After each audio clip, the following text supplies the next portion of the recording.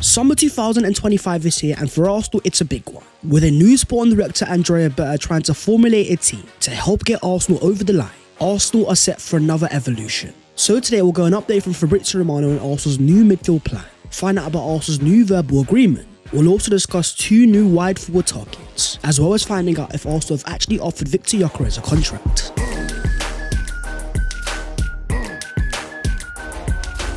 Yo, what is going on, guys? My name is Basketball T and welcome back to your boy channel, and I hope you guys are doing sensational. Transfers FC is back as Arsenal approach what is going to be a gargantuan window. Regular uploads are coming, so as per, smash like on the video if you do enjoy and subscribe to the channel if you are new. Help your boy enjoy the 300,000 subscribers. But starting off with Arsenal's midfield moves. In a Mikel Arteta side that is constantly evolving, 2025-26 will be massive for the Arsenal midfield. We have got some news on the future of Alexander Zinchenko. In a year for Arsenal, he started more in midfield than he has in left back, with only 1 year left on his Arsenal contract. According to reliable hand of Arsenal are willing to listen to offers for Alexander Zinchenko. The club had difficulty selling the Ukrainian captain due to his unique playstyle in the winter market.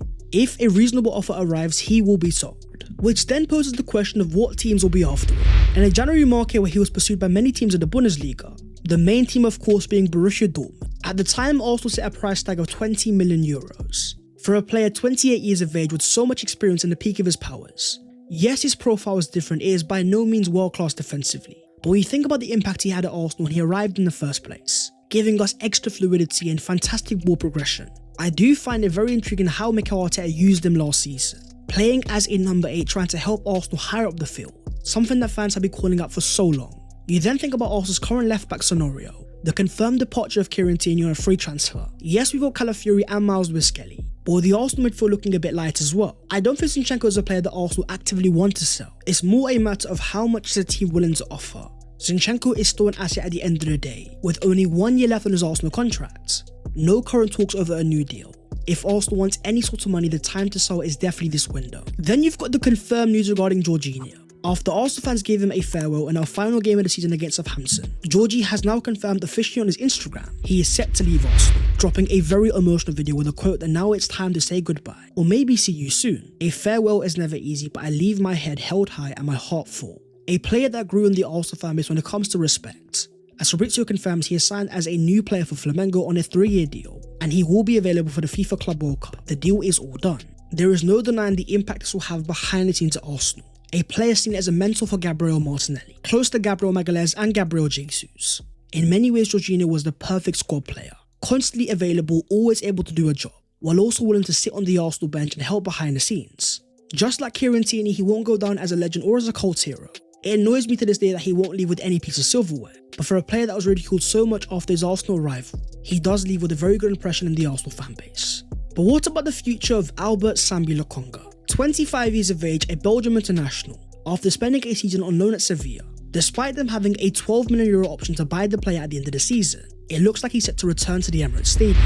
And according to Simon Collins, Arsenal have extended Lokonga's deal by 12 months. With his initial contract set to expire at the end of this season, it looks like they have extended to facilitate his stay. In a season where he started 16 times and made 22 total appearances, by no means was Lokonga influential, and that's why Sevilla are letting the player leave in the first place. But at 25 years of age, I have to now look towards Andrea Berta. Lokonga is still an asset and I still believe has a lot of talent.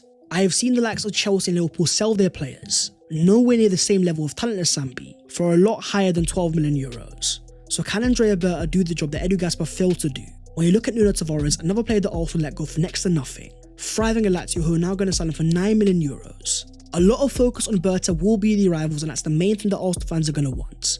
But selling players can be just as important. Sambi will leave Arsenal this summer, with the question being how much are Arsenal going to get. But in terms of the Arsenal midfield and how it evolves going into next season, the future of Thomas Partey is going to be gargantuan. As previously confirmed by the reliable hand of Arsenal, Partey has had major offers from the UAE, which is Cam put to one side to prioritise staying at Arsenal. Mikel Arteta has been a key driver in wanting the player to stay. In a more recent update, according to hand of Arsenal, we are now in the final round of talks to renew the contract of Thomas Partey. A short-term deal was on the table with a variable wage structure. Negotiations have gone very well and now both camps are confident of reaching an agreement. For a player that played 52 times for Arsenal last season, his highest ever in a single campaign, a total of 3,946 minutes played. After all the questions about his fitness and availability, there is no denying that Thomas Partey in 2024-25 was reliable, constantly available, playing at right back and central defensive midfield. Alongside Declan Rice dominating the games against Real Madrid, Partey was definitely a very useful player. But with the impending arrival of Martin Zubimendi, according to Fabrizio Romano, the Arsenal plan for midfield has been confirmed after the Jorginho exits. Zubimendi will formally complete a €60 million move soon. With the medical and signature "here we go" confirmed, negotiations are also underway for Thomas Partey's new deal.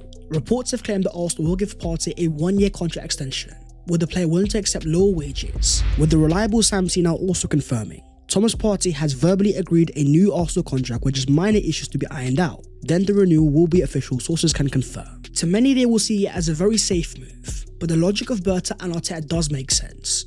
In a summer that Arsenal want to heavily emphasise on brand new attacking signings, having already spent £50 million on Martin Zubimendi, it seems like Arsenal don't have any other urgent need to sign a brand new midfielder, instead keeping the experience of Thomas Partey, less games next year and more time to become an option off the bench. If anything, Partey could be the replacement for Jorginho, an experienced head behind the scenes that will not be a guaranteed starter but can do a job when called upon.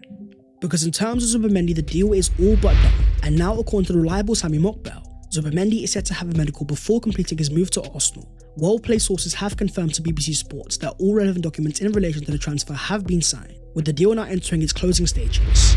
According to Mokbel, Zubimendi has a reported release clause of £51 million.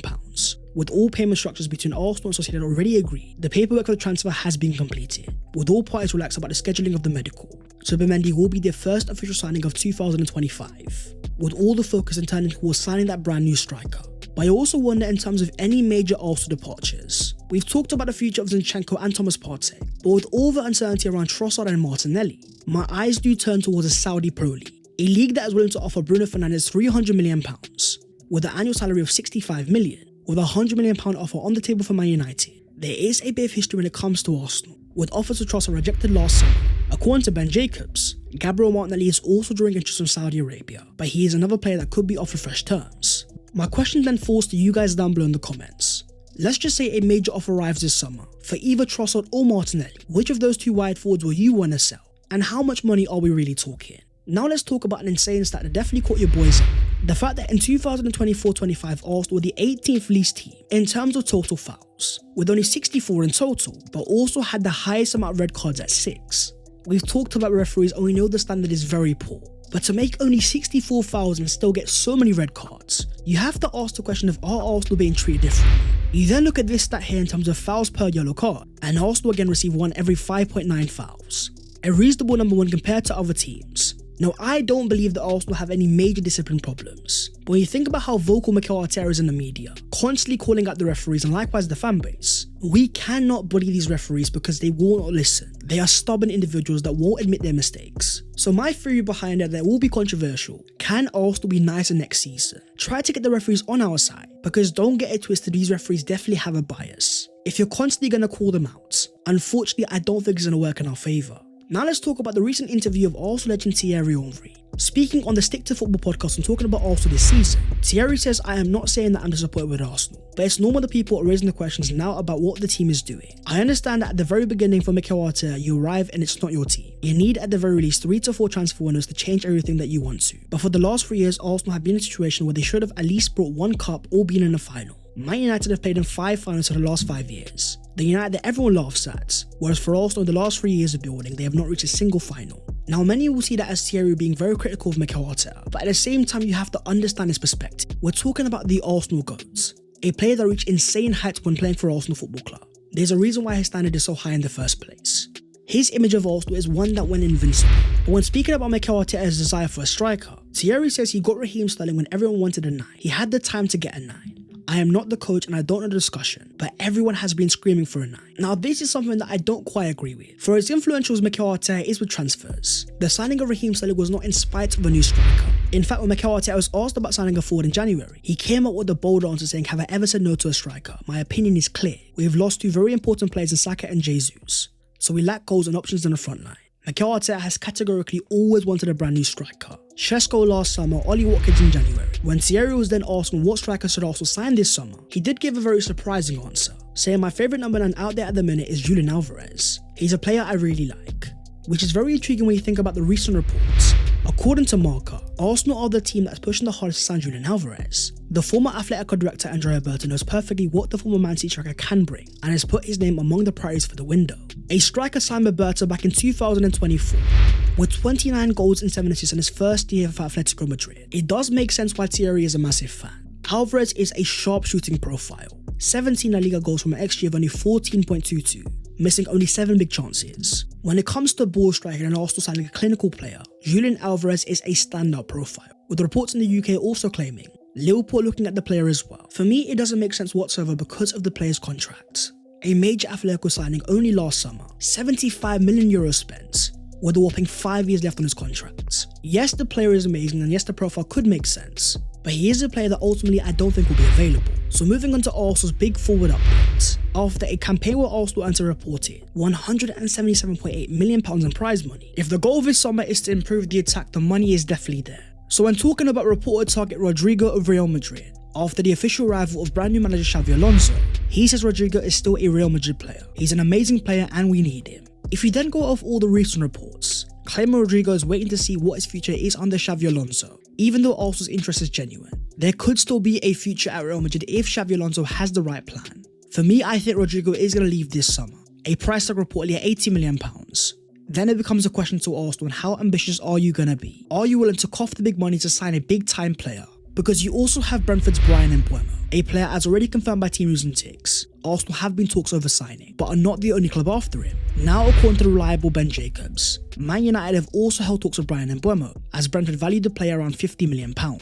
Another player whose contract is expiring and a massive market opportunity, a whopping 20 league goals last season, ranking only behind Alexander Isak and Mohamed Salah for total goal involvements. If we're talking about Premier League proven an instant impact, there's a reason why Mbeumo would make so much sense. We can talk about the fact that mainly he is a right winger. That would definitely clash with Bukayo Saka. But when you look into the profile and the fundamentals behind him, I also see a lot of potential centrally. A player with clean technique that has fantastic finishing. By no means would he give Arsenal box dominance, but playing alongside a striker or playing down the middle, this could be a long-term replacement for Gabriel Jesus, someone currently out with the ACL injury to the end of 2025. There's a very good chance he won't be the same player anymore, he won't have the same level of explosion. At £50 million, Mbeumo could be a fantastic signing, with his stats radar of 2025 showing a very complete wide forward, with the ability to carry, create chances and score goals, as well as fantastic defensive output. You then look at this graph here that shows in 2024-25, there was more fast break goals in any of the last 6 seasons, whether Mbeumo or Rodrigo, signing a player that can help Arsenal in transition, give us a sense of pace, a real threat on the counter-attack, is a very important step of reaching the next level offensively. You then have the reports regarding Leroy Sané of Bayern Munich, a player set to become a free agent this summer. According to Gary Jacobs, Arsenal are showing strong interest in Leroy Sané. The winger is currently in talks with Bayern Munich with his contract expiring this summer, and he has attracted interest from several clubs. With 13 goals and 6 assists this season, Sané's numbers have been decent, but at 29 years of age he is not the player he once was. But we're definitely able to offer Arsenal depth on the left and right hand side. We have not waited nearly 5 years of Arsenal neglecting the attack to go and cheap out and sign a free agent. When it comes to defence and in midfield, Arsenal have shown ambition. Whether £100 million on Declan Rice, hundreds of millions spent on defenders, you then cannot cheap out on the attack. So talking about expensive strikers, let's talk about Hugo Ekitike of Eintracht Frankfurt. After 22 goals and 12 assists in 2024-25, still at only 22 years of age is a striker of so much potential. With the amount of fans that are demanding a profile like Alexander Isak, Ekitike at 6'3" with an explosive burst of pace is a similar player when it comes to individual brilliance. A maverick in the sense that he can make space out of nothing. A fantastic ball carrier with insane physical potential. According to reports in Germany, Chelsea are currently in concrete talks with Hugo Ekitike, and Frankfurt won €100 million for the player, with Liverpool and Arsenal also interested. When you look at the profile and the fundamentals behind it, you can see what Mikel Arteta would see in the player. But as shown by this stat here, after scoring 15 league goals this season, they have come from an XG of 22.55, the biggest XG underperformance in all of the Bundesliga, showing a forward that gets into the right areas and can cause havoc, but by no means is a clinical forward. So we think about what Arsenal need this summer: a killer in front of goal, a ball striking expert. Ekitike has a lot of potential to be truly elite, but there's a reason why Arsenal prefer 2 other strikers instead. So after reports came out that Arsenal had offered Victor Gyökeres a 5-year contract as he looked to secure his signature, he is indeed a player that Arsenal are looking at and trying to go for, but I do not think we are at the stage of offering contracts. With even the vice president of Sporting Lisbon revealing, at the moment there are no offers. Gyökeres has 3 more years on his contract. We want to keep the best players and retain talent. Despite of that, as confirmed by Fabrizio Romano, Gyökeres is going to leave this summer. And when you think about the price tag of £55 million and what he offers you, The numbers truly are insane. According to Ben Jacobs, Arsenal are expected to proceed with Benjamin Sesko or Victor Gyökeres as they look to add a number 9. Sesko is keen to join and has a performance-related release clause set at €80 million. Chelsea and Liverpool also have Sesko on their list. The striker market is definitely heating up, whether it's Man United going for Liam Delap, the heavy pursuit of Hugo Ekitike. For Arsenal, there seem to be 2 reoccurring names, and that is Sesko and Gyökeres. A debate that Arsenal fans I'm sure are getting sick of having. But when you put the numbers side by side, as you can see here, Gyökeres blows Sesko out of the water, from goals to assists, shots per 90, to even conversion rates. By watching the player more and more and seeing detailed scouting reports, Gyökeres may be a pure bagsman, but I do see a lot of deficiencies in his overall play, whether it's the fact that he isn't the best in the air, or the fact that he's not the best one-touch finisher. Gyökeres would give Arsenal an insane transitional threat, a striker that is at his best when he's running towards the goal with space, but you also have to think about the way that Arsenal play and how teams play against us. A style of play that is so insistent on crossing the ball into the box. Surely if you're going to spend a massive amount on a number 9, having a player that thrives in that area and it's instinctive has to be a number 1 priority. You then think about the profile of Benjamin Sesko. Despite not being of the same age as Gyökeres, he is far more of an in-the-box specialist, 6'5" with an insane vertical leap. According to reports in Germany, Sesko will be left out of the RB Leipzig preseason tour as Arsenal position themselves for his signing, with United also interested in him. Leipzig would start talks at £59 million with hopes of getting £84 million. The leading under-21 striker in all of Europe, from goals, assists, expected goals, shots on target, shots and aerial duels won. The person I was speaking to says he believes that Sesko will be the best number 9 in the world in a few years. They don't doubt Sesko's ceiling, but they are also in a hurry. It all falls down to who do you want now and who's ready to make an impact. In a year that Arsenal need to win a title as desperately as possible. When it comes to the saga of Benjamin Sesko, the question you need to ask, for as great as the potential may be, can he give Arsenal a title in 2025-26? For me, if I'm totally honest when it comes to profiles, our style of play is more suited to a Sesko than it is a Gyökeres. Both strikers would add elements. It all falls down to Andrea Berta and Mikel Arteta, especially when it comes to the new sport director.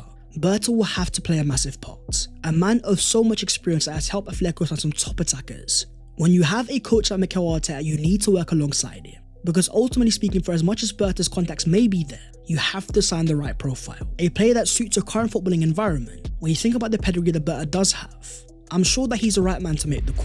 That's the video there and there, so hopefully you guys have enjoyed. If you have, don't forget to smash a like and also subscribe to the channel if you are new. If you want to follow your boy on all of his social medias, and the links are down below in the description. But that was all of your latest Arsenal transfer news today as Arsenal approach what is going to be a gargantuan window. There will be rumours, there will be Sesko, there will be Gyökeres, and my friends, I'm here to break it all down for you guys. So I'll see you guys next time. Take care of yourselves and in a bit.